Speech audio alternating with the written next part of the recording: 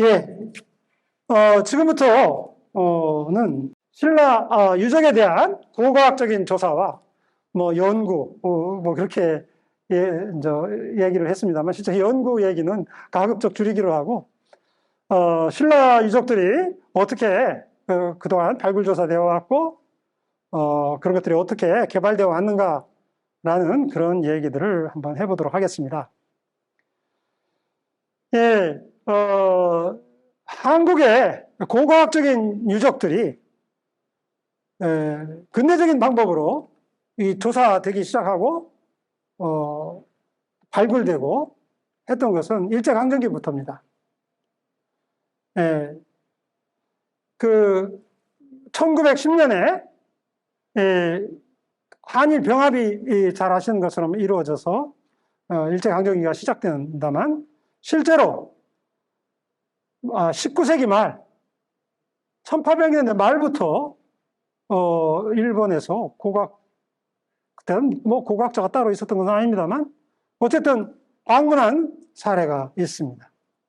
그렇죠? 예.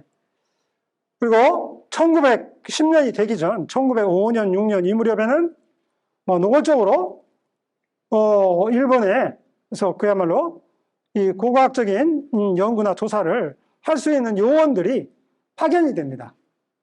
그러니까 전국에 있는 유적들을 조사를 하고 보고를 하고 심지어는 발굴도 하고 그랬습니다.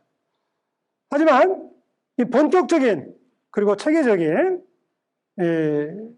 한국에 대한 고고학적인 조사는 아마 1916년부터라고 보는 것이 옳습니다. 1916년에 어떤 일이 있었냐면 이러한 한반도 안에 고적조사 사업을 전면적으로 수행하기 위해서 그 규칙을 그 한자 말입니다만 고적 및 유물 보존 규칙이라는 것을 이제 반포를 하고 아주 단순한 법입니다만 조선 총독부내 고적조사위원회라는 것을 설치합니다. 이게 한반도 유적조사의 그야말로 중추기관이 됩니다. 자, 여기에 보시면 1920년대 경주의 모습을 이제 사진으로 찍어 놓은 겁니다. 저기 보이는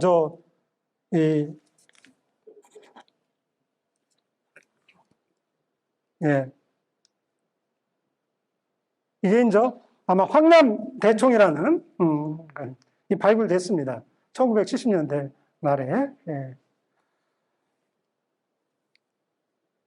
아마 이 사람이 서 있는 데가 단일한 원본으로서는 경주 시내에서 가장 규모가 큰 봉황대고분이라는 겁니다. 그렇죠? 노소동 130호분. 자, 그 사이사이에 이 민가들이 있고 한 것이죠. 예.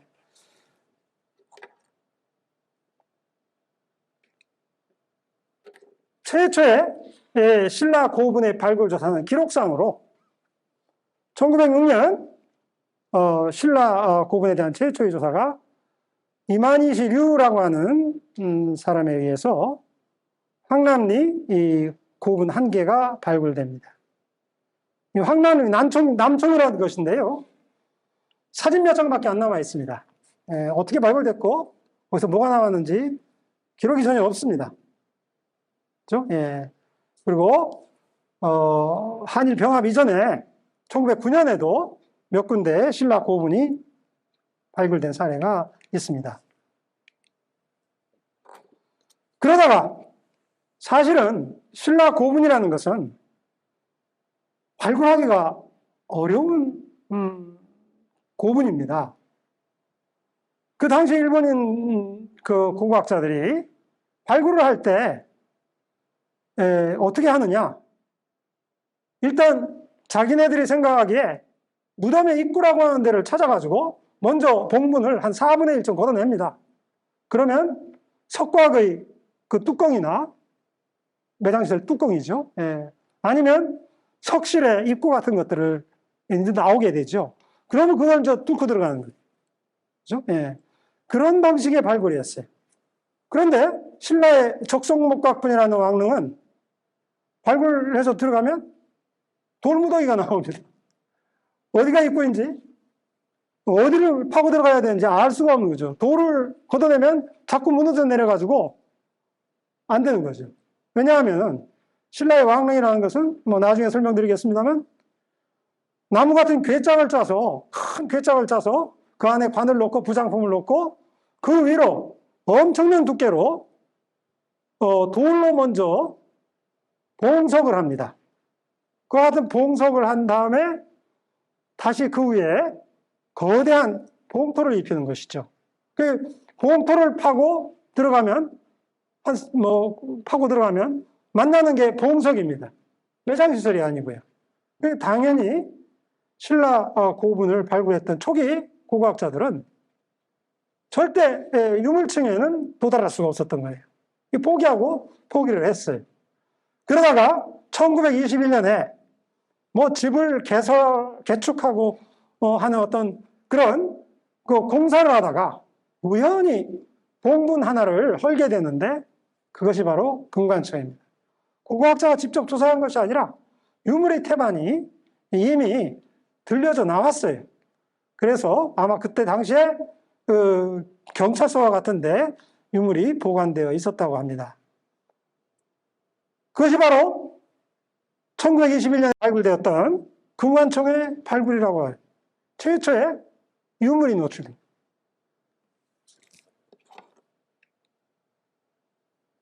그렇죠? 예. 여기 보시면 뭐 금관청이 위치한 요즘 서봉청 아주 가까운 곳에 있습니다. 그죠? 예. 그리고 이와 같이 이 금관을 처음으로 노출하게 됐습니다. 그렇죠? 예. 지금 우리가 알고 있는 금관청, 금관입니다.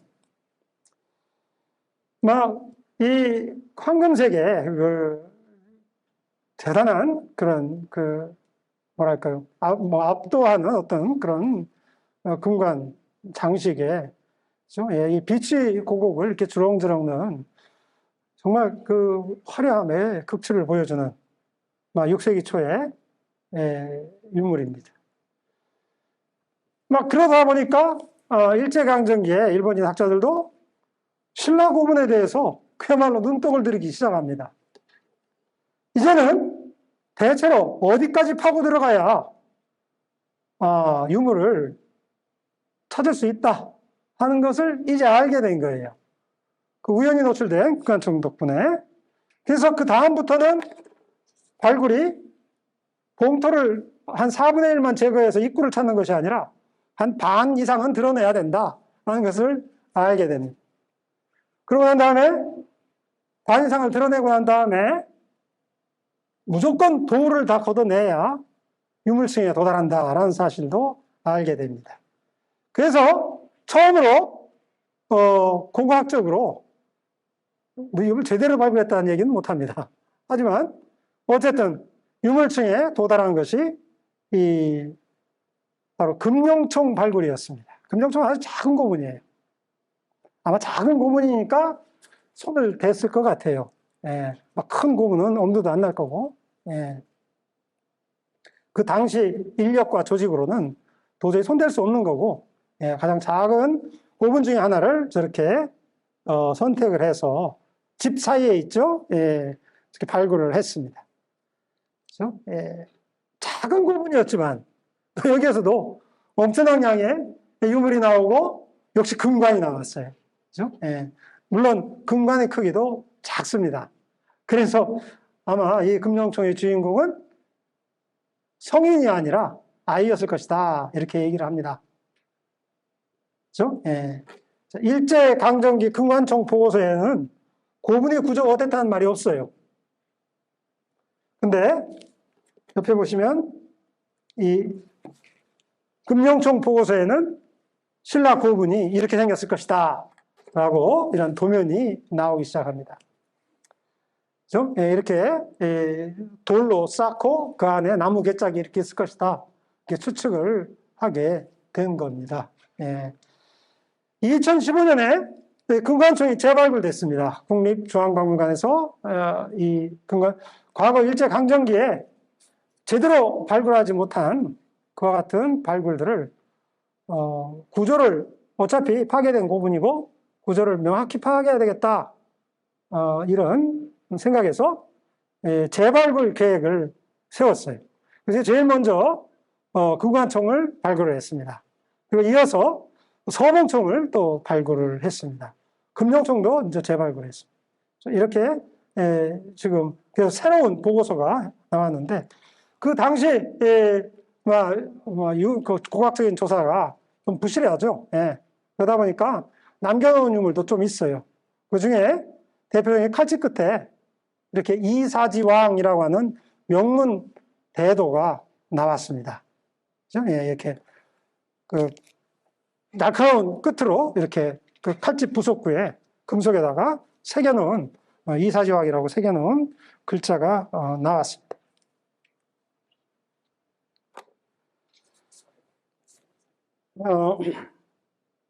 일제 강점기에 이 고고학적인 조사가 가진 문제점이 무엇일까?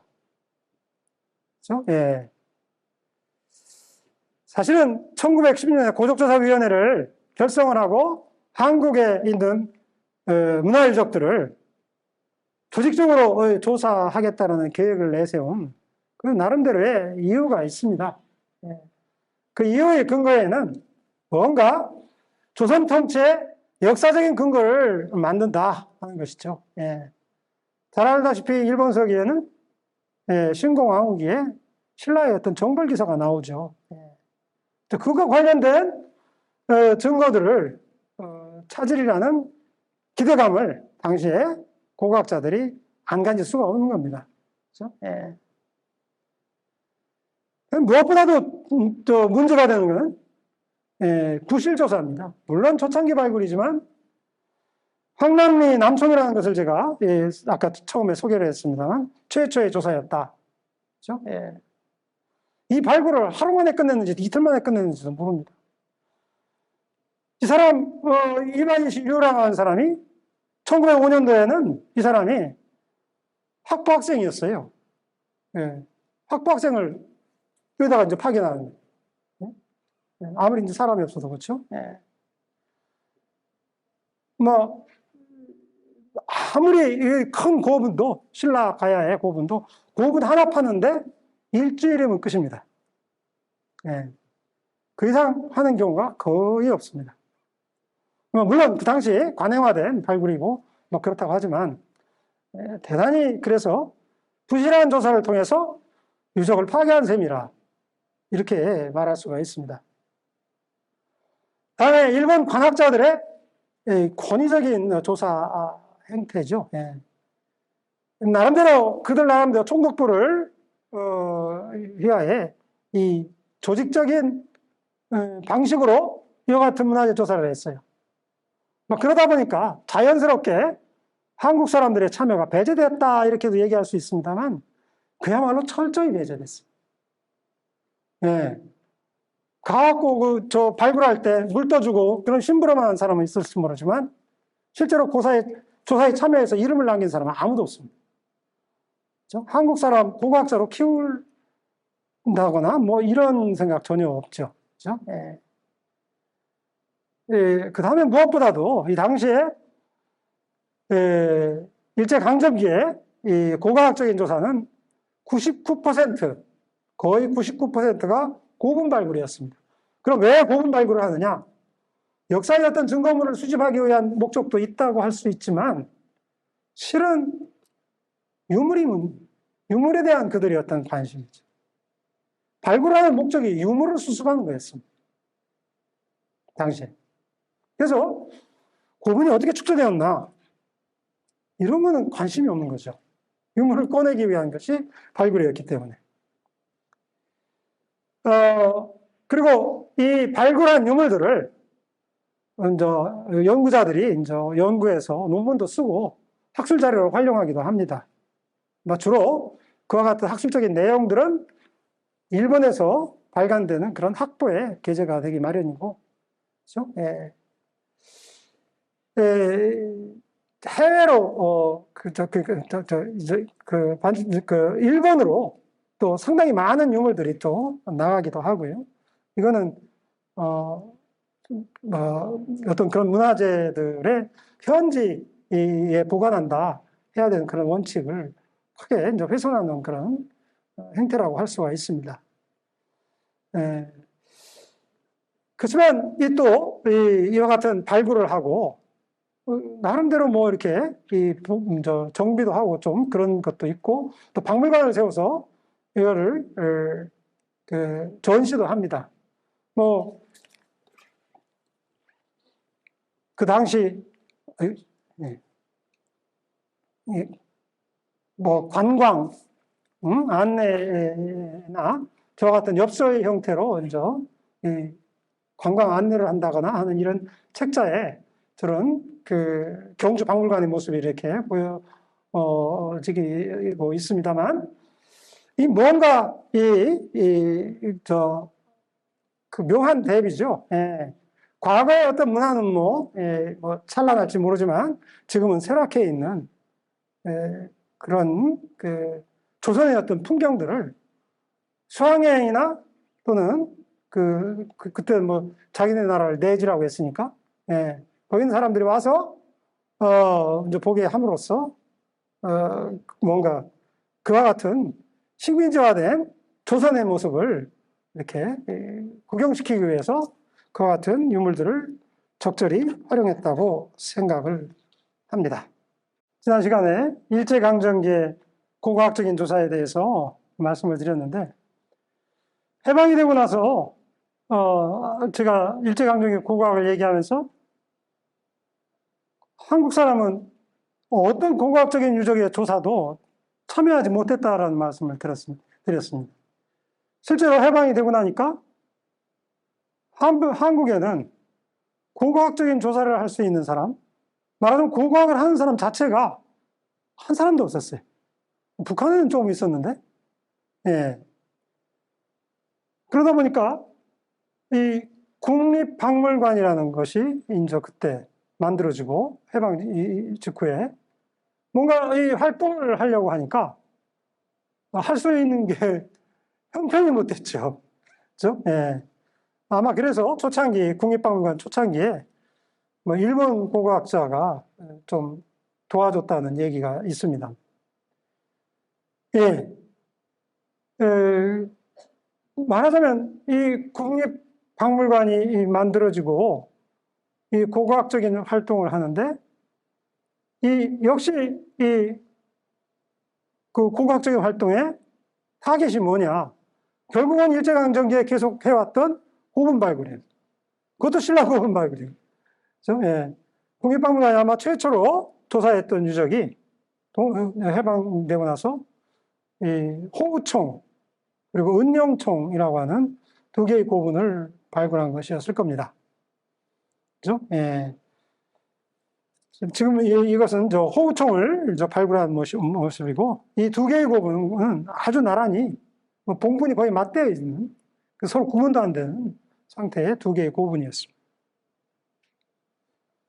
그렇죠? 예. 특히 이제 호우총은 이 광개토왕 때 만든 그죠? 예. 합의, 그죠? 예. 그 청동제 합의 명문과 함께 이렇게 발견돼서 주목을 끌었습니다. 예.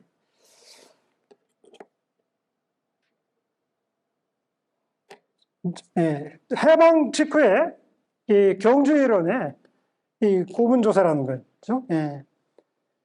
호우총과 은영총, 그 다음에 금천리 일대에 대해서 발굴이 금천리 고분은 지금도 여러분이 경주에 서쪽에서 영천에서 경주로 들어갈 때 그 국도변에 보면 금천리 고분을 볼 수가 있는데 일제 강점기에 건설한 신장로에 의해서 고분군이 그 가운데가 관통되어 있습니다.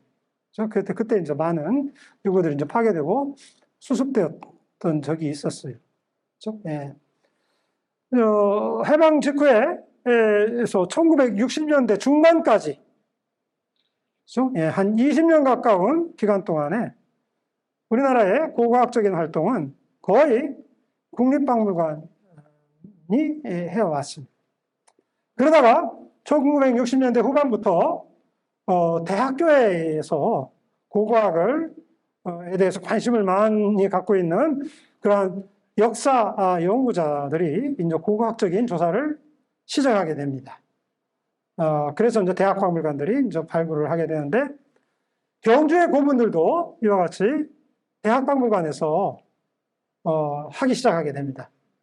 그렇죠? 1960년대 후반, 70년대 초반에 서울대학교, 경희대학교, 그렇죠? 그다음에 이화여대 뭐 이런 데서 발굴을 하게 됩니다.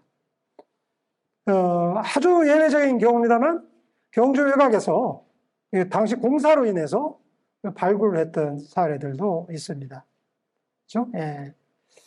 경주 외곽에 있는 박내리 고문군이라고, KTX 경주 역사에 일부가 복원되어 있는 그 고문입니다만, 그 박내리 고문군이라든가 그다음에 호항에 있는 안계리 고문군과 같은 거, 이런 것들은 고속도로 건설과 저수지 공사를 하면서 발굴했던 그런 사례들입니다.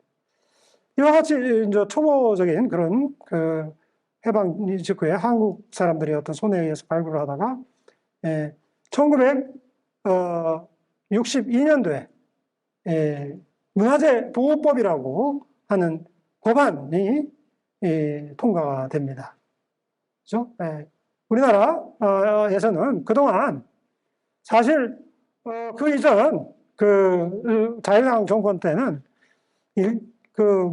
아주 중요한 기본 헌법이라든가 이런 것들은 법을 제정을 했습니다만, 나머지 법안들에 대해서는 법률은 거의 일제강점기에 쓰던 그런 법들을 그냥 적당히 조정해서 사용해 왔습니다. 이걸 갖다가 이제 처음으로 그 법으로 정해졌고, 발굴 조사라든가 유물 관리라든가 하는 이런 모든 것들이 법제적인 테두리 하에서 기반 위에서 할 수 있게 됐고, 이것이 문화재 조사에도 아주 큰 영향을 주었다고 생각을 합니다. 이어지는 1970년대와 80년대는 한마디로 그 당시의 신라 유적에 대한 조사는 국가 주도형이었다, 이렇게 얘기를 할 수가 있습니다. 삼공화국과 그 다음에 유신정부 때 이 국가 주도형의 발굴이 말하자면 한국의 문화재 조사를 지배했다고 할 수가 있죠.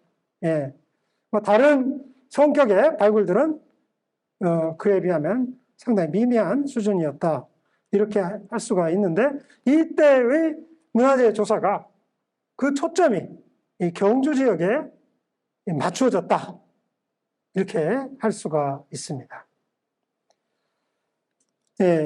1973년부터 75년까지 이 천마총과 황남대총을 발굴을 하고, 이어서 1975년에 경주 월지를 전면 발굴을 해요.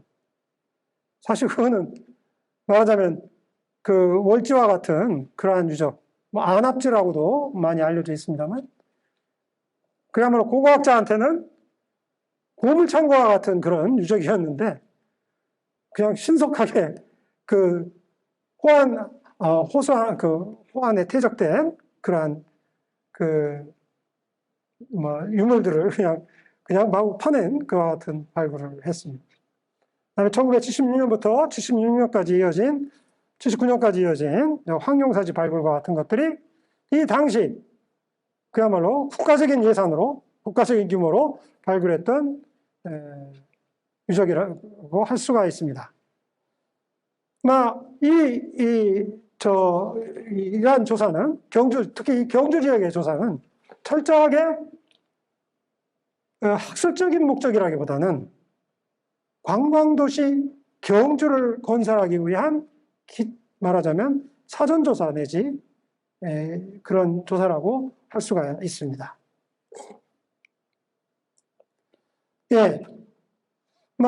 이 국가 주도형 발굴의 목적은 화려한 부장품을 노출시켜서 관광객들에게 볼거리를 제공하고 찬란한 역사에 대한 자긍심을 고취시키기 위한 것이다.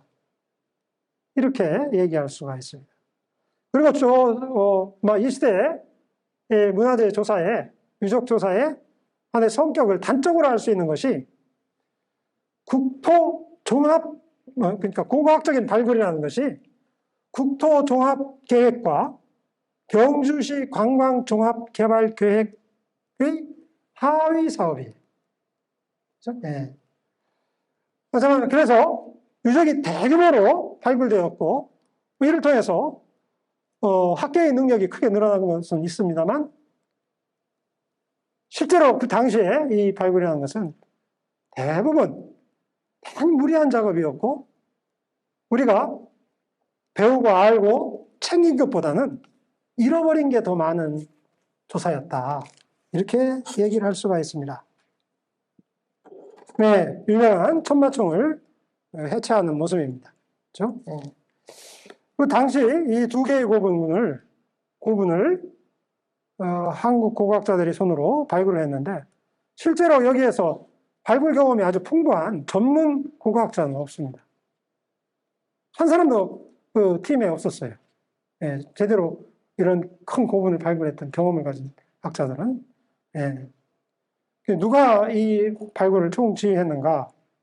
이 건축학을 하시는 분이 이거를 지휘를 하셨는데, 근데 나름대로 이 건축학적, 토목공학적 관점에서 유적을 해부하는 그와 같은, 지금으로 생각하면 아주 놀라운 능력을 발휘를 해서 그야말로 이 복잡한 신라 적성목각분이라는 왕릉의 어떤 구조를 복원하는데 그야말로 아주 뛰어난 그 조사 자료를 남겼습니다.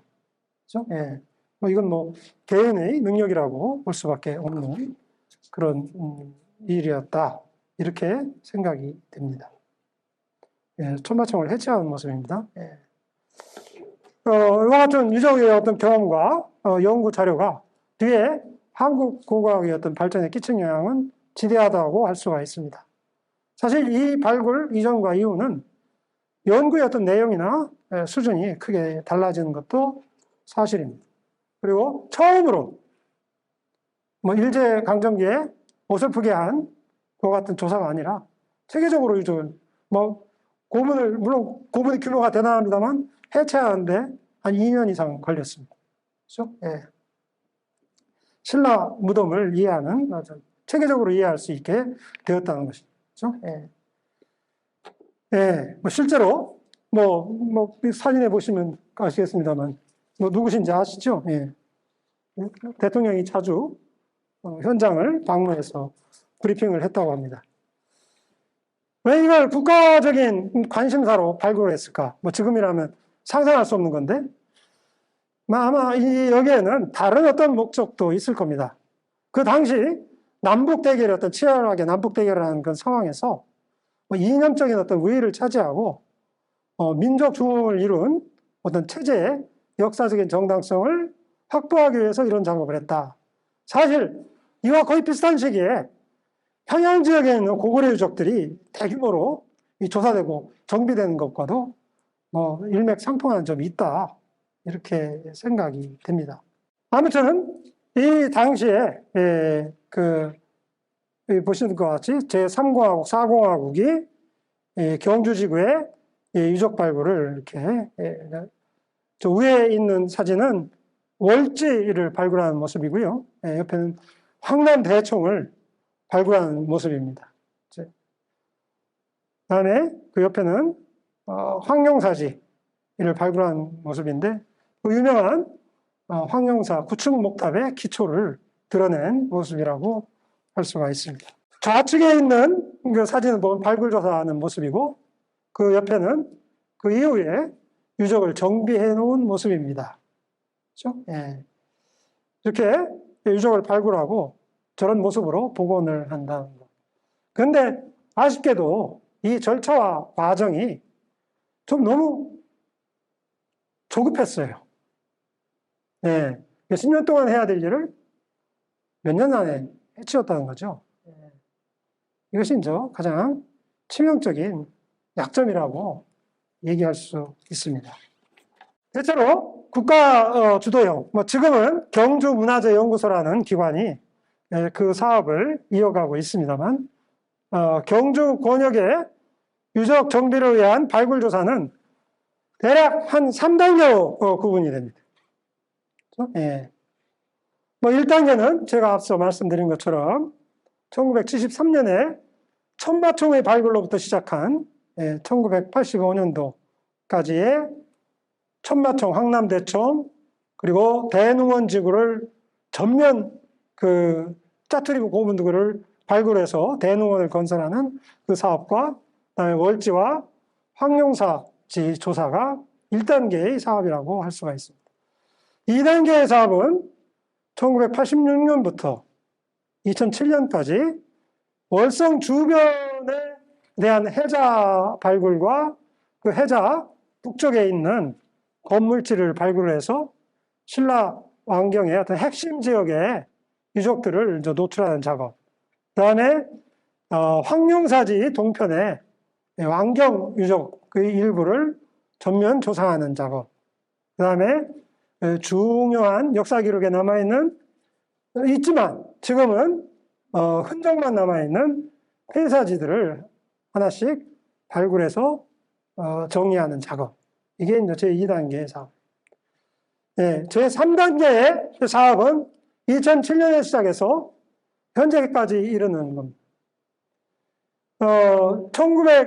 제1단계의 사업에서 경주의 왕릉 일대는 대누원과 그 북쪽에 노소동, 노동동 고분군을 이렇게 공원화하고 그렇게 하고 나머지는 그대로 방치한 셈입니다.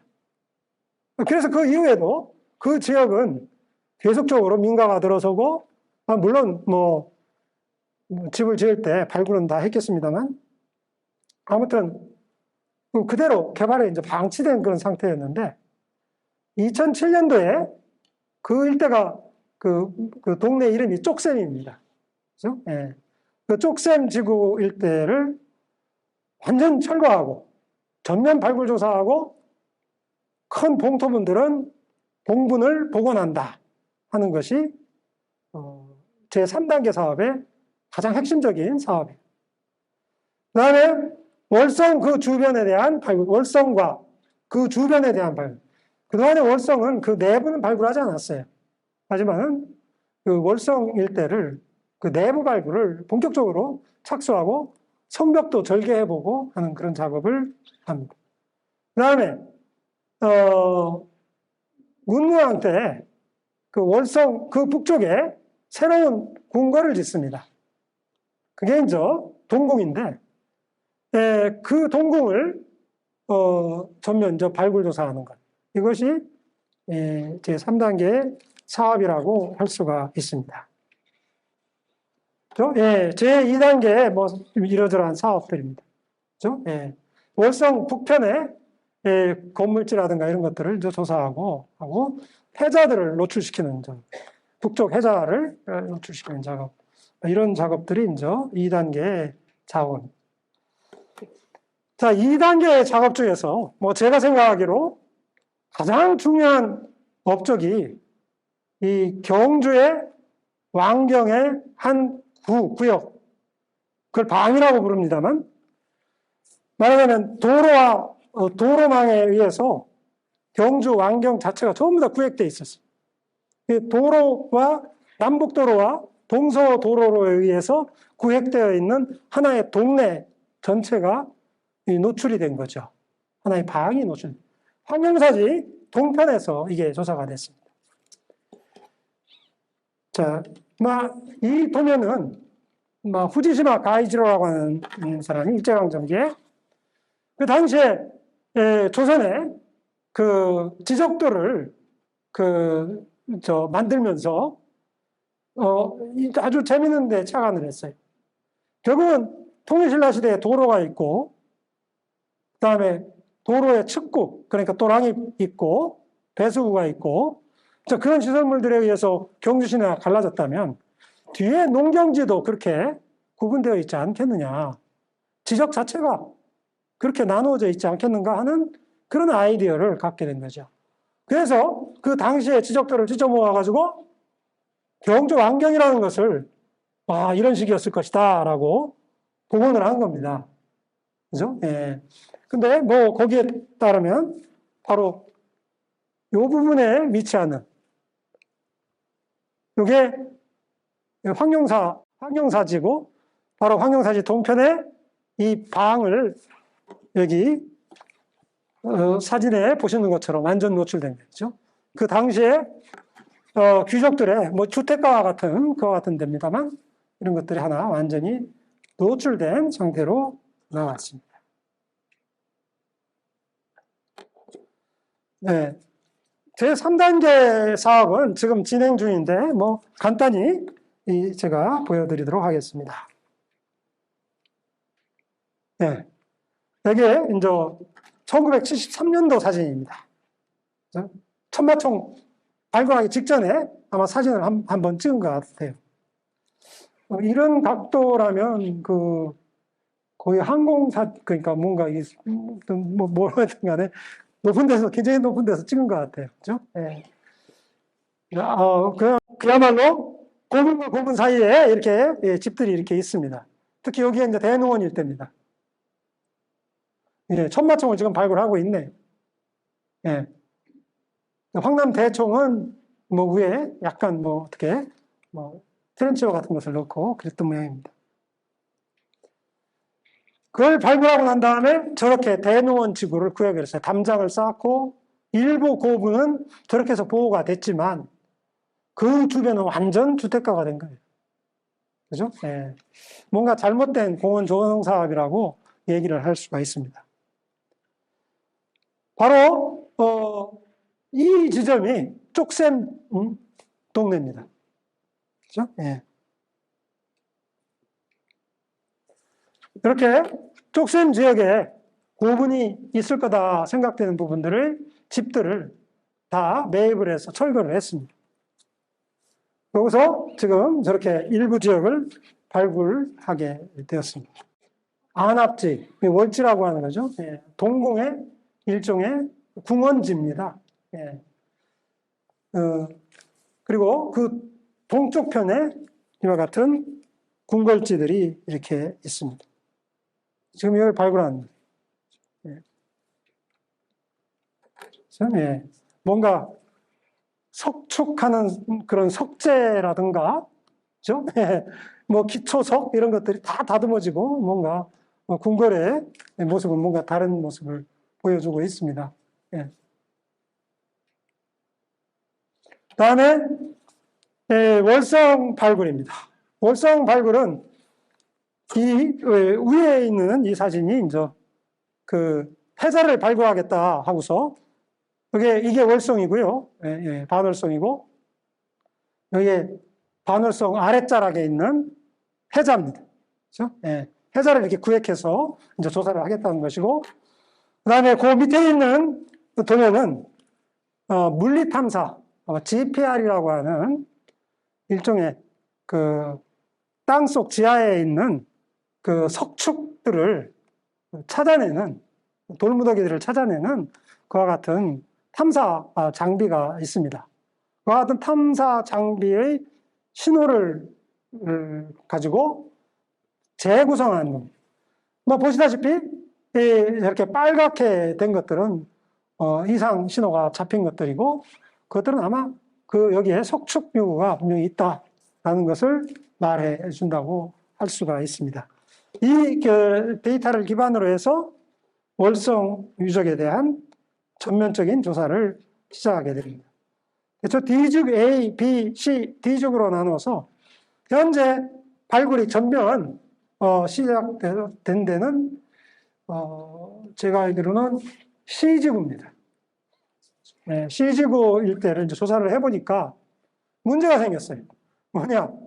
사실은 이 월성을 발굴해서 월성이 초기에 어떻게 건설되기 시작해서 그 이후에 신라 천년 동안 어떻게 변해왔는가, 이거를 알고 싶은데 제일 먼저 발굴을 해서 이제 이 유적을 이렇게 노출을 딱 시켜보니까 통신라 시대 유구가 나오는데, 그죠? 예. 근데 그걸 걷어내고 다시 밑을 발굴할 수가 없지 않습니까? 그죠? 예. 그래서 아마 이 발굴이 어떻게 진행되어야 될지는 저도 앞으로 뭐 좀 주 관심사입니다. 그리고 성벽을 이렇게 절개를 했습니다. 그죠? 예. 그래서 단면을 이렇게 조사를 하고 성벽을 어떻게 축조를 했는가 하는 것들을 이제 조사를 대대적으로 했습니다. 근데 문지 근처에 있는 성벽 기초를 다지고 바로 그 윗면에 사람을 이렇게 나란히 묻어놨어요. 네. 사람이 묻혀있는 형태가 무덤은 아닙니다. 네. 그래서 흔히 인신공희, 말하자면 사람을 제물로 바쳐서 제사를 지내고 말하자면 성벽에 축조하는 동안에 어떤 안전과 또 어떤 뭐랄까 왕가의 어떤 그런 안녕을 어떤 비는 그런 제사를 지낸 걸로 본다. 그렇죠? 예. 대체로 뭐 이런 인신공의는 사실 중국에서 시작됐다고 볼 수가 있는데 중국하고는 관계가 있다고 말할 수는 없습니다.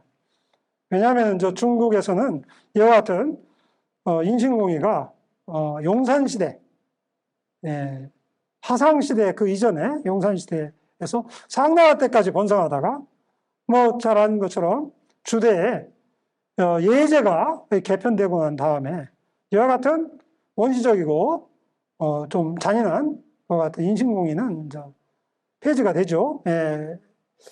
그렇기 때문에 역사적으로 이렇게 서로 연결된다고는 보기는 어렵습니다.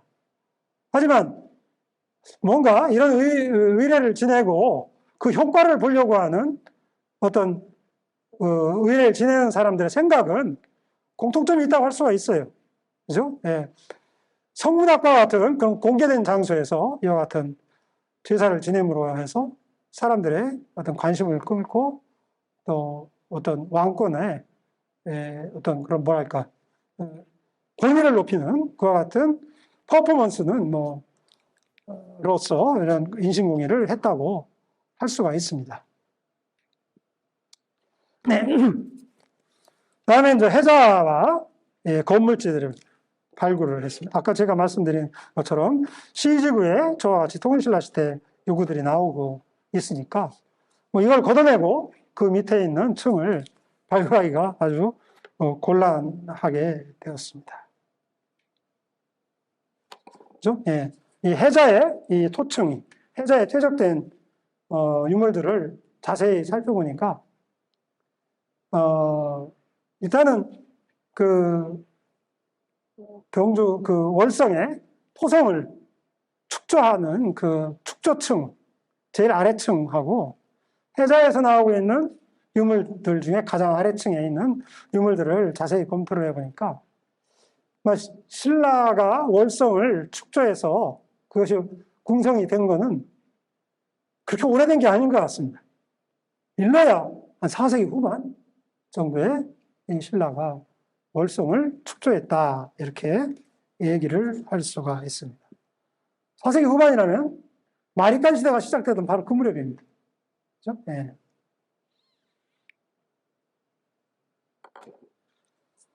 네.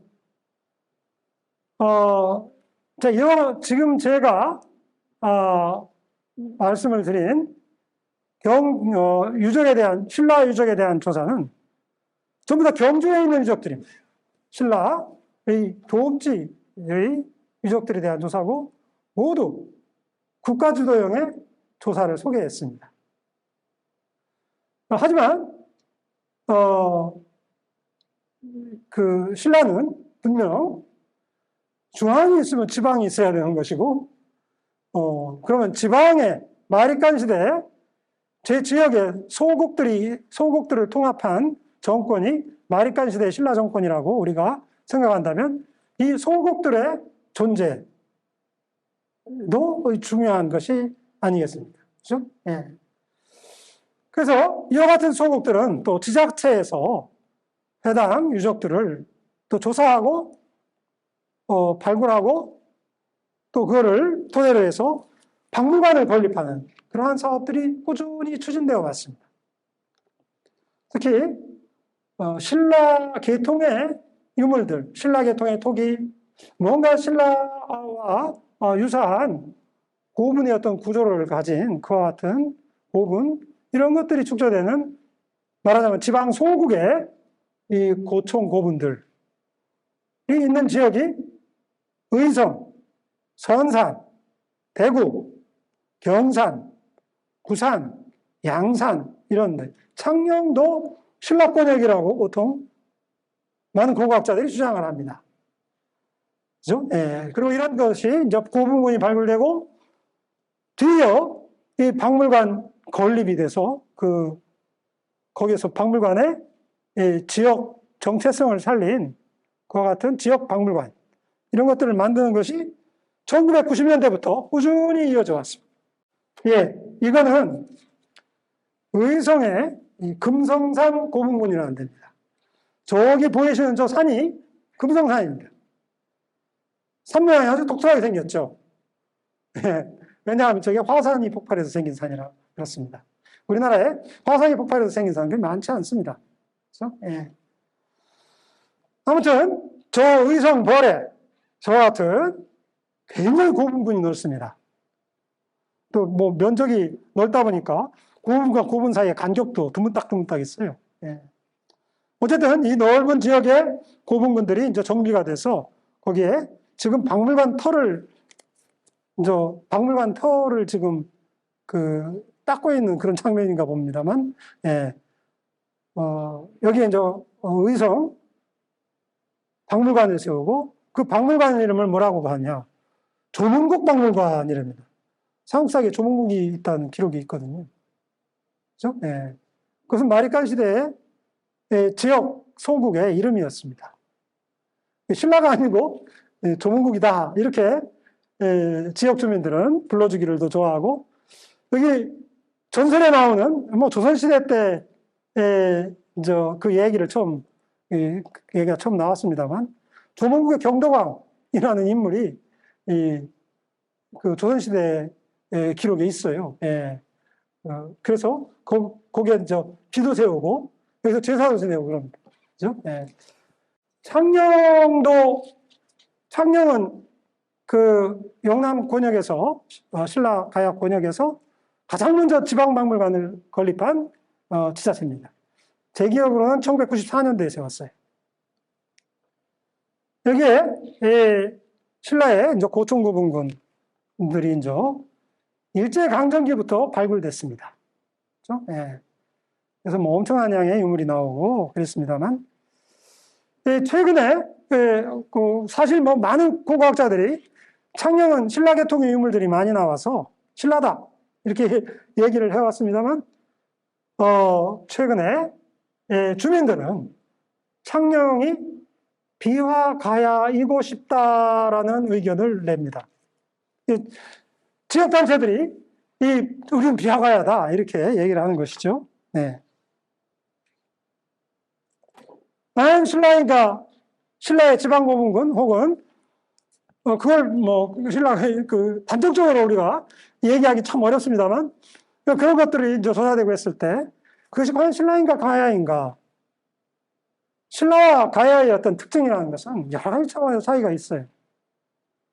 하지만 어느 지방 고분군을 발굴했을 때 그것이 완전히 경주의 것과 똑같은 것은 없어요.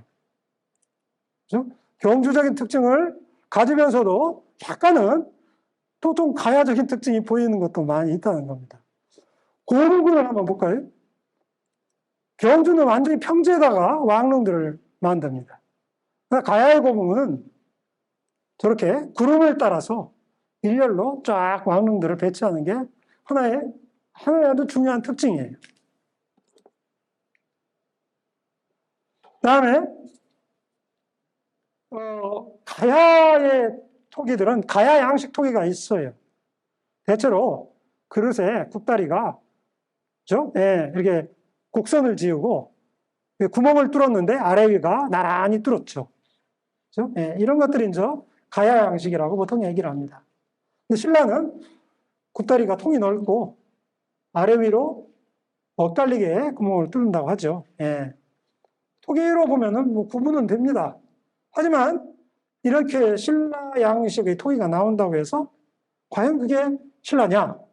또 이것도 우리가 함부로 얘기하기가 어렵다는 겁니다. 자, 신라의 금관, 흔히 출자형이라고 하는 좌우 대칭형의 나뭇가지형의 그 장식, 그 입식이라고 하죠. 세워서 장식한다고 해서 예, 그 입식의 형태가 신라의 고유한 특징이라고도 할 수가 있습니다. 그래서 이와 같은 신라의 고유한 특징을 가진 금동관이 신라의 권역의 고총에서 이렇게 나옵니다. 그리고 그 바운더리를 이렇게 연결하면 초계국과 신라가 되는 것이죠. 예. 뭐 이런 얘기가 뭐 가능할지 모르겠습니다.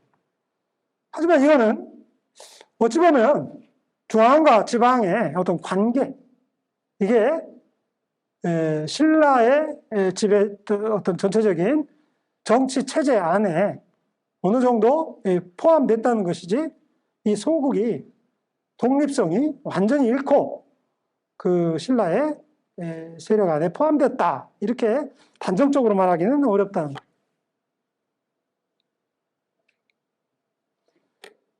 네, 부산의 연산동 고문군, 여기에는 부산에 있는 고고학자들은 가야라고 얘기합니다.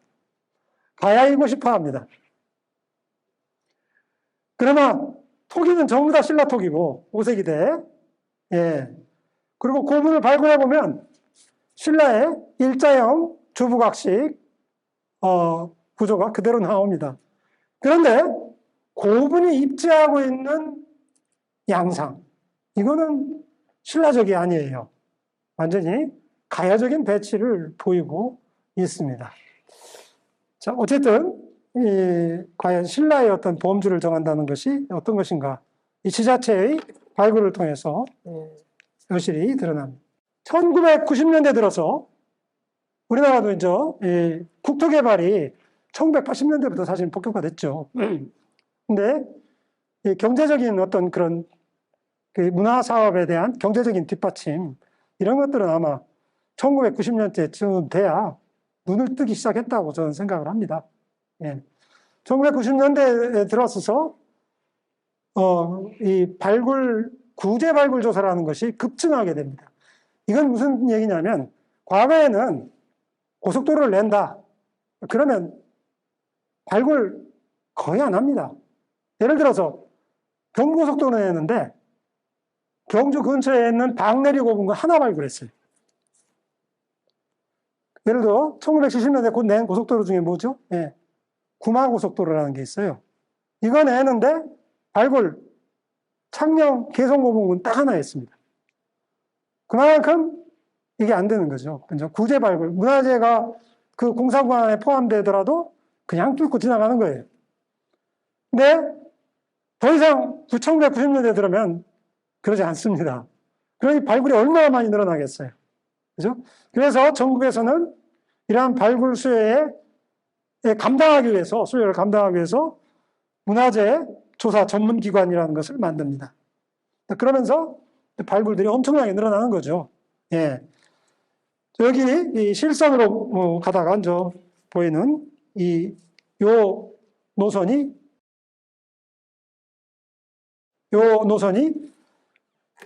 KTX가 지나가는 구간입니다. 그 KTX가 지나가는 구간 한복판에 뭡니까? 덕천리 고분이라는 고분을 발굴했습니다. 이 발굴을 1년 넘게 발굴을 했어요. 그래서 청동기 시대의 주거지와 그다음에 목관묘 이런 것들이 대규모로 발굴했죠. 네. 말하자면 사로국 초기에 여기가 내남이라는 데입니다. 네. 경주의 서남쪽에 해당하는 지역인데 이 지역의 하나의 그 세력이죠. 예, 나중에 신라 여전 중심 세력을 건설한 한 집단이 무덤이 나온 것이죠. 예. 예. 그다음에 1990년대 초에 발굴된 대표적인 유적 중에 하나가 울산 중산리 유적이라는. 이건 거기 아파트 건설 부지입니다.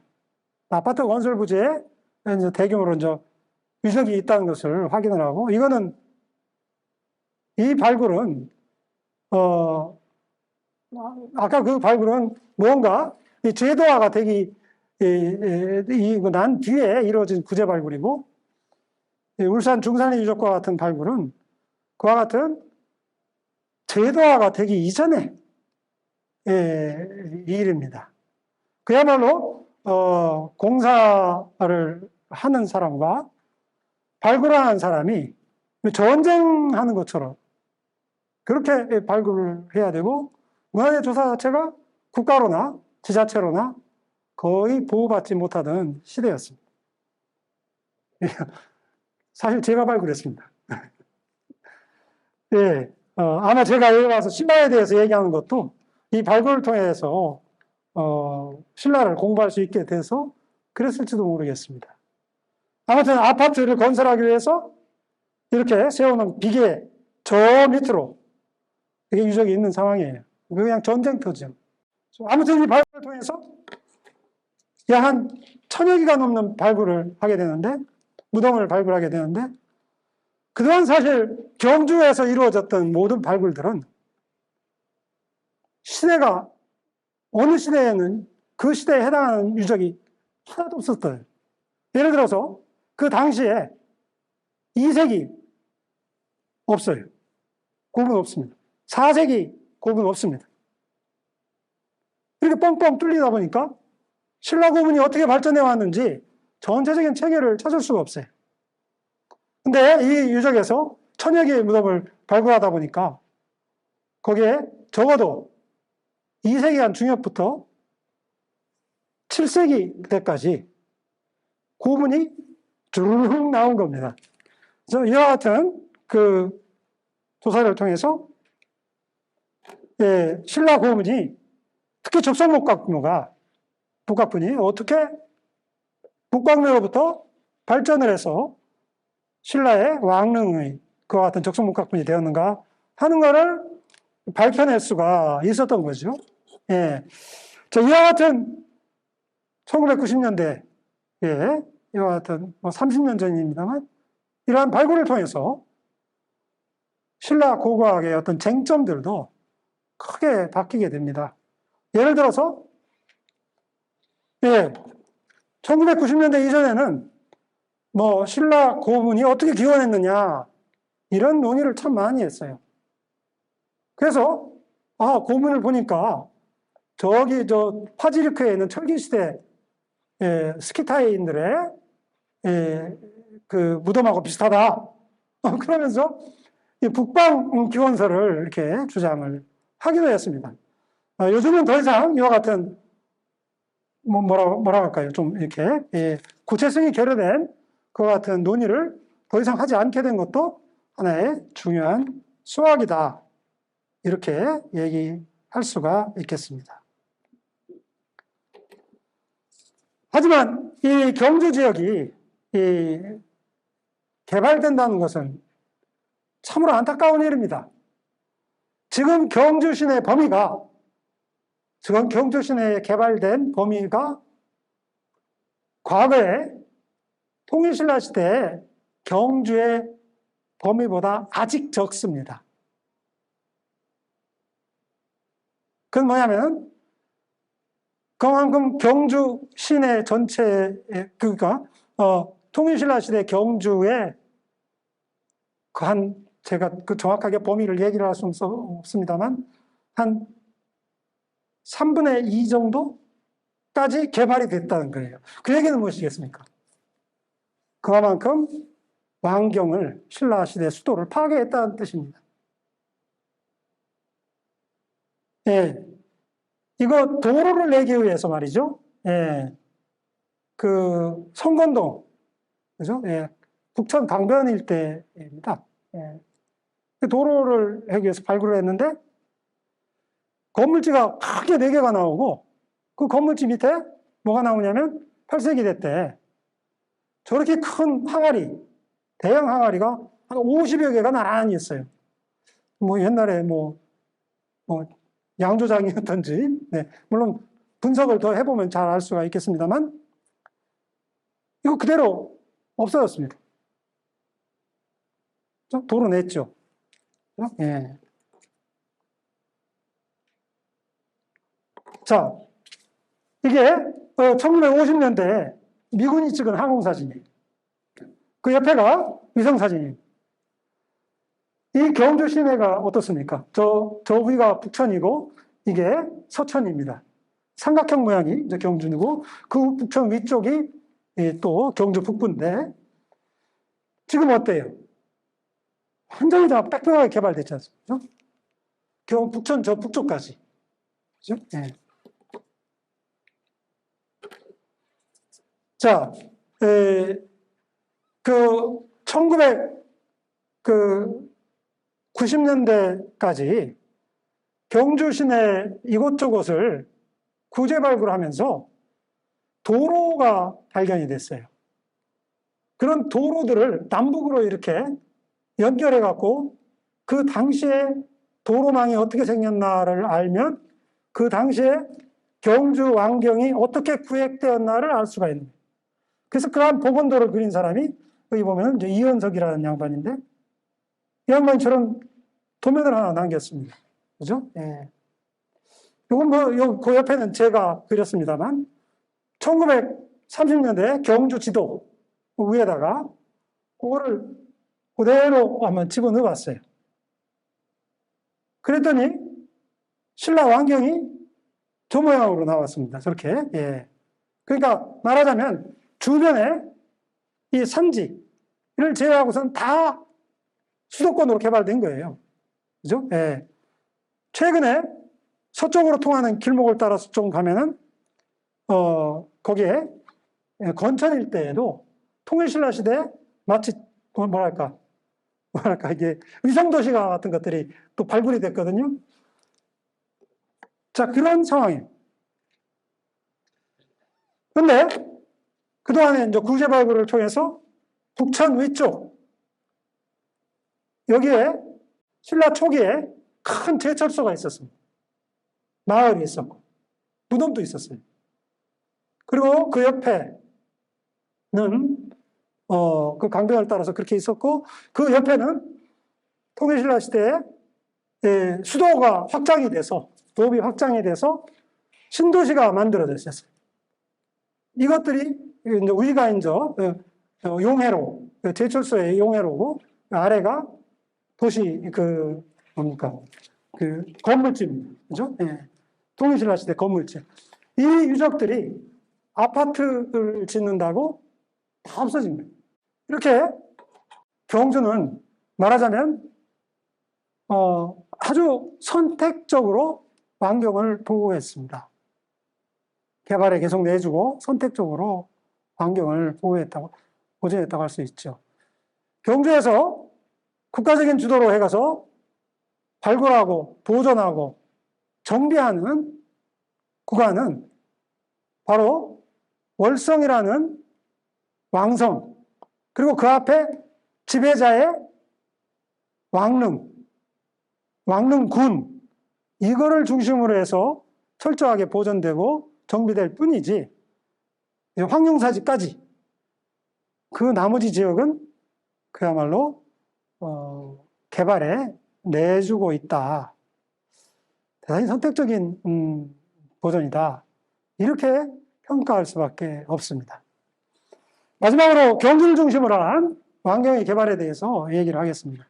그동안에 이에 대해서 간간히 말씀을 드린 것이 있기 때문에 좀 빠른 속도로 말씀을 드리겠습니다. 신라 천년의 고도입니다. 예. 그래서 전성기 경주에는 17만 8천호가 있었다고. 엄청난 수죠. 예. 그리고 그 이후에 경주는 역사의 중심지에서 완전히 배제된 건 아니었어요. 그죠? 예. 뭐, 일단은 고려시대에는, 동경이었, 동쪽에는 서울이라는 뜻이죠. 중심지였습니다.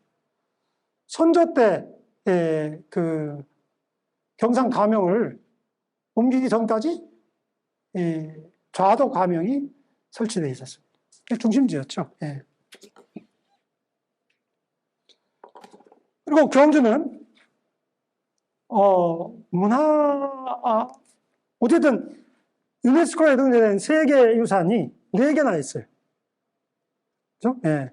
경주 역사지구. 예, 5개로 나눠져 있는 경주 역사지구가 첫 번째고, 그 다음에 불국사와 석굴암도 지정되어 있고, 그 다음에 경주 양동마을, 전통마을로 유네스코 세계유산에 등재됐어요. 그리고 전국에 있는 서원 중에, 지정된 서원 중에 옥산서원이 또 경주에 있습니다. 경주에는 국가지정문화재가 전국에서 제일 많습니다. 그럼 당연한 거죠. 예. 천년이나 도읍이었으니까. 문화재 보존과 정비의 역사적인 과정들을 자세히 살펴볼 수는 없습니다만, 일제강점기로부터 시작해서 그 경주 관광 종합개발계획 1970년대 추진되었던 이것에 의해서 경주의 현재의 모습이 갖추어졌다고 생각하시면 됩니다. 예, 그리고 2000년대 들어와서 경주 역사지구가 세계문화유산으로 등재되면서 경주는 완전히 다른 대접을 받게 됩니다. 2006년도부터 금후 2035년도까지 추진될 경주 역사문화도시 조성사업계획이 지금도 현재 진행형으로 진행되고 있습니다. 이 사업은 엄청난 그 예산이 투입될 뿐만 아니라 실제로 경주의 어떤 새로운 모습을 계속 만들어내고 있습니다. 자, 경주 관광종합개발계획이 추진되기 시작한 게 1972년도입니다. 그렇죠? 예. 아마 저 도로망을 저렇게 직접 손으로 그린 사람이 대통령이었다고 합니다. 예. 예, 여기 보시다시피. 예. 그래서 경주를 관광 도시로 개발하기 위해서 이와 같이 문화재 조사를 철저히 합니다. 총 13개의 그 사적지구로 경주를 나눕니다. 그죠? 예. 그래서 그 대표적인 것이 미추왕릉지구, 경주 왕릉지구입니다. 그죠? 예. 이게 12번째 지구로 개발이 됩니다. 그죠? 예. 그래서 아까 제가 보여드렸던 그 그림이 계속 나옵니다. 그죠? 예. 지금의 모습으로 이제 계속 이 지역은 개발이 됩니다. 그 중에는 경주 관광종합개발계획에는 그냥 문화재 조사도 있습니다만 완전한 리조트 개발까지 포함이 되어 있어요. 그렇죠? 예. 지금 현재 보문 관광단지의 모습입니다만, 예. 예. 그러면서 2000년도에 이 경주 역사 유적지구가 세계 문화유산에 등재됩니다. 그 유적이 서로 지리적으로 떨어져 있는 그 5개의 지구로 나뉘어집니다. 그 중에 이제 불교 유적이 대단히 많은 남산 유적 지구, 그 다음에 옛 궁궐터였던 월성 지구, 그리고 고문이 그 왕릉이 밀집되어 있는 대능원 지구, 그 다음에 폐사지, 그러니까 신라의 대표적인 사찰인 황룡사지가 있었던 황룡사지구, 그 다음에 산성이 있었던 산성지구, 이렇게 나누어서 지정이 되었습니다. 자, 그러면서 2006년도부터 경주 역사문화도시 조성사업이 진행이 됩니다. 30년이라는 사업기간 자체가 대단히 좀 파격적인 그와 같은 사업 계획이라고 할 수가 있습니다. 30년 동안 꾸준히 일정한 예산을 들여서 그 같은 사업을 추진하는 것 자체가 굉장히 엄청난 프로젝트죠. 예. 사업비가 뭐 3조가 넘습니다. 예. 그리고 뭐 거의 예산의 상당수가 그 국가에서 국비로 투입이 되고, 특히 경주는 방패장을 유치하면서 예산을 추가로 확보를 합니다. 지역 개발을 위해서. 이것이 일부가 이 역사문화도시 건설 사업에 투입이 됩니다.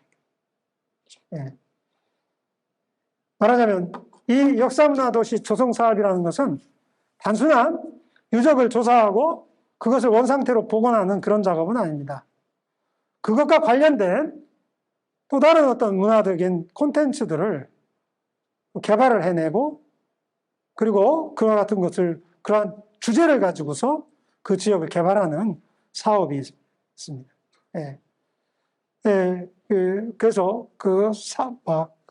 그래서 단순한 어떤 유적 정비 사업이 아니라 한마디로 문화도시를 건설하는, 조성하는 그런 사업에 포함된다고 생각하시면 맞습니다. 대표적인 것이 이제 왕릉공원 조성 사업.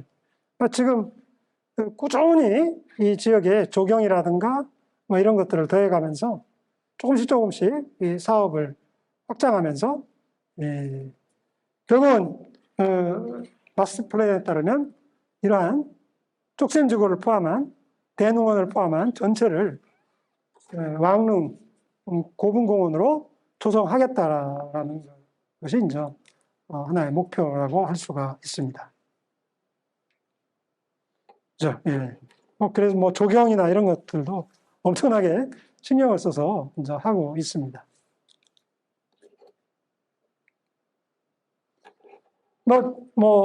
그 중에 또 한 사업, 왕릉군에서 좀 왕릉군과 월성 그 사이에 위치한 교촌 한옥마을 조성 사업. 이거는 뭐 오래전에 사업이 완성이 돼서 지금 손님이 이제 많이 들고 있는 그런 지역인데, 어쨌든 이와 같은 교촌 한옥마을 조성 사업도 이 문화관광도시 문화도시 역사문화도시 조성 사업에 포함이 되어 있습니다. 그다음에 월성 남쪽에 남천에 놓여 있는 다리가 하나는 일정교고 하나는 월정교입니다. 그중에 이제 월정교를 지금 현재 경주에 가보시면 아주 큰 규모로 이렇게 복원을 해놨습니다. 그죠? 일정교는 지금 발굴만 해놓고 아직 복원을 하지 않고 있습니다.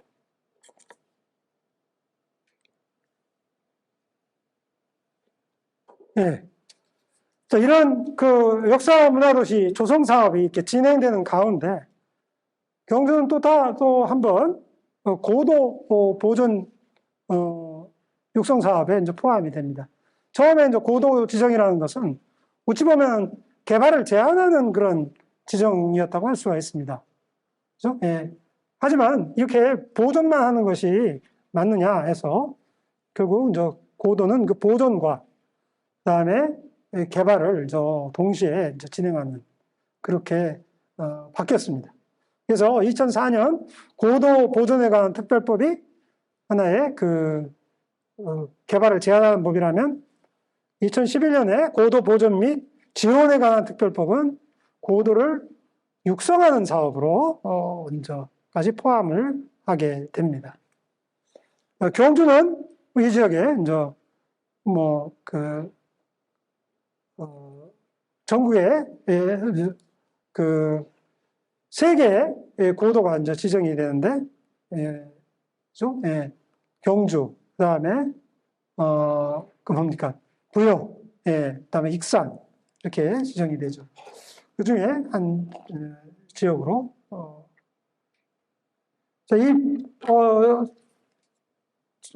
이 고도 지정에서 경주시내 중심 유적들이 특별 보존지구와 역사 문화-환경지구로 지정이 됩니다. 그래서 이 역사문화 환경지역을 어떻게 개발하고 발전시킬 것인가 하는 것이 하나의 중요한 사업에 포함되게 됩니다. 네, 이건 간단히 넘어가겠습니다. 자, 그러는 가운데 또 한 번 경주 지역이 그 특별법을 제정을 하면서 추진된 사업이 신라 왕경 핵심 유적 복원 정비 사업입니다. 2014년부터 추진된 가장 최근에 추진된 사업의 하나라고 할 수가 있습니다. 이 사업은 기존에 하던 방식대로 단계적인 발굴 조사와 복원안을 만들어내는 사업, 그다음에 그 신라 도시의 어떤 구조와 생활상 회복을 위한 중요 문화유적을 복원하는 사업, 이렇게 나뉘어져 있습니다.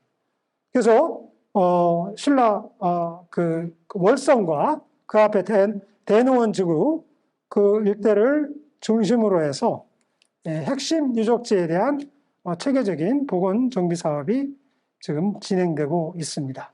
총 사업비가 9천억 원에 가까울 정도로 대규모 사업이 되겠습니다. 그래서 여기 보시는 것처럼 이 사업의 각 지구들이 이렇게 결정이 되고 여기에 대한 추가적인 유적에 대한 조사, 그리고 그 유적 조사를 통한 복원 작업, 이것들이 이제 진행 계획입니다. 그래서 이거 하나의 그 복원도입니다만, 그렇죠? 이렇게 이제 저와 같은 이미지로 복원을 하겠다는 뜻입니다. 1919년에 이와 같은 사업 추진을 법적으로 보장하기 위해서 특별법이 제정됐습니다. 신라 왕경 핵심 유적 복원 정비에 관한 특별법이 바로 그 법입니다. 그렇죠? 그래서 2020년부터 7개의 사업지구, 그렇죠? 7개의 사업지구에서 이런 사업들이 체계적으로 진행된다고 합니다. 경주 역사문화도시 조성사업의 배경과 유리한 조건이라고 하면 무엇보다도 신라 천년의 도읍이라는 역사적인 배경이 가장 큰 배경이라고 할 수가 있습니다. 그리고 국가지정문화재와 세계문화유산을 가장 많이 보유하고 있는 지역적인 특성들이 당연히 고려된 것이라고 생각이 됩니다. 여기에 덧붙여서 우리가 얘기한다면 사업 유치와 예산 확보를 위해서 경주 시민들이 이제 노력하고 있는 것, 그것도 대단하다고 생각을 합니다.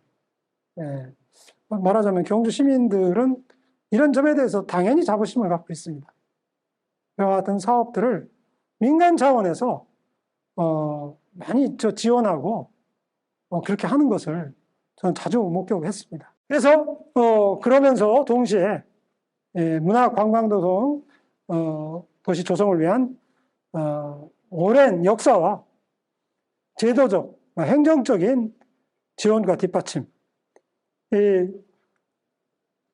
이것이 이제 계속 거듭돼 왔다고 생각을 합니다. 이런 발굴과 복원, 일제 강점기부터 경주에 이와 같은 사업들이 집중된 건 두말할 필요가 없습니다. 그리고 경주의 어떤 모습을 크게 바꾼 것, 하나의 일대 전환기가 된 것은 1972년부터 추진된 경주 관광종합개발계획이고, 이것이 3공화국, 4공화국의 국가적인 문화 프로젝트였다, 이렇게 얘기할 수가 있습니다. 여기에 이제 경주가 들어가 있는 거죠. 그리고 경주 사적관리사무소와 경주문화재연구소 등 이러한 사업들을 추진해 올 수 있는 학술적, 그런 관리적 뒷받침이 될 수 있는 그런 기구가 있었다는 것, 그것도 굉장히 중요한 조건 중에 하나라고 생각을 할 수가 있습니다. 2000년에 들어와 세계문화유산이 지정된 것은 아마 경주의 유적의 정비복원의 그야말로 촉진제, 가장 큰 촉진제였다고 생각이 듭니다. 그래서 경주 역사문화도시 개발계획과 신라 왕경 핵심 유적 복원 정비 사업 이런 것들이 추진됐는데 이와 같은 사업들이 결국 법제적으로 뒷받침되면서 탄력을 받게 되었다고 생각을 합니다. 자, 여기에 2020년도에 일종의 이제 국가 균형 발전의 차원에서 또 지역 문화의 어떤 특성화를 살리기 위해서 이러한 법이 제정되었다고 생각합니다만 2020년도에 제정된 역사문화권 정비 등에 관한 특별법, 이거는 아마 앞으로 대한민국의 어떤 문화 정책들을 바꿔나갈 중요한 계기고 모멘텀이 될 거라고 저는 생각을 합니다. 사실 경주를 중심으로 한 신라 문화권 개발은 제가 생각하기에는 한계가 있습니다. 신라의 중앙이 있으면 지방이 있어야 된다고 말씀드렸죠. 이걸 어떻게 연결할 것이냐, 하나의 중요한 숙제라고 생각합니다. 그리고 삼국시대 고분을 중심으로 한 역사문화권 개발이라는 것은 당연히 그 역사성에도 한계가 있다고 생각합니다. 이 역사성이 뒤에 어떻게 계승되는가? 그래서 그 지역의 문화적인 어떤 풍토, 문화적인 어떤 토대가 어떻게 형성되어 왔는가? 라는 것을, 에 대한 어떤 생각을 가지고, 역사문화권, 정비를 해야 된다고 저는 생각을 합니다. 이런 점에서 경주는 그동안 굉장히, 집중적이고, 그런 관심과 그리고 그 개발의 정비 복원의 개발 정비 복원의 대상이 되어 왔습니다만 앞으로는 어떤 신라 문화권 전체에서 어떤 그 방향을 조정을 하고 좀 더 발전적인 미래로 역사문화권 정비를 방향을 잡아야 되지 않을까 하는 것이 이제 제 생각입니다. 제 얘기는 여기서 마무리 짓겠습니다. 감사합니다.